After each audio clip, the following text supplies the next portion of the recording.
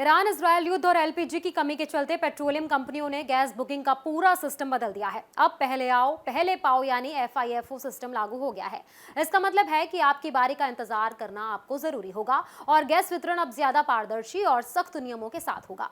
देश में LPG gas की कमी ने आम लोगों को परेशान कर रखा है। छोटे परिवार, स्कूल और दुकानदार सभी प्रभावित हैं। इसी को ध्यान में रखते हुए अब पेट्रोलियम कंपनियों ने नया नियम लागू किया है। सबसे बड़ा बदलाव है कि अब FIFO यानी first in first out system लागू कर दिया गया है। इसका मतलब है कि जिसने पहले गैस सिलेंडर बुक किया है उसे पहले गैस सिलेंडर मिलेगा। नई बुकिंग वालों को अपनी बारी का इंतजार करना होगा। अब तुरंत बुकिंग पर तुरंत डिलीवरी की सुविधा बंद हो गई है। इससे सिलेंडर की कालाबाजारी और गड़बड़ी को रोकने में मदद मिलेगी। गैस एजेंसियों पर भी सख्ती बढ़ाई गई है। अब हर एजेंसी को रोजाना की डिलीवरी की सूची अपने काउंटर पर लगानी होगी ताकि सभी उपभोक्ताओं को साफ दिख सके कि किस तारीख की बुकिंग किसे दी जा रही है। साथ ही एजेंसियों को सिर्फ 1.5 दिन का ही स्टॉक रखने की अनुमति दी गई है।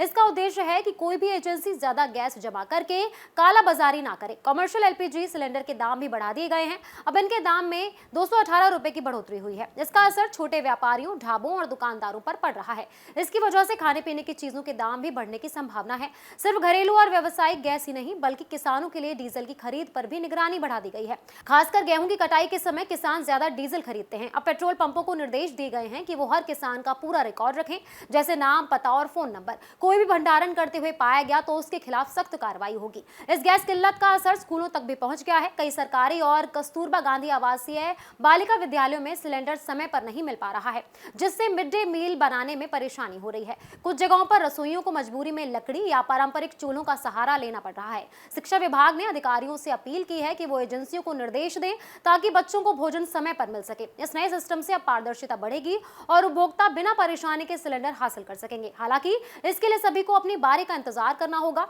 याद रखें, पहला सिलेंडर बुक करने वालों को पहले मिलेगा और नई बुकिंग वालों को इंतजार करना पड़ेगा।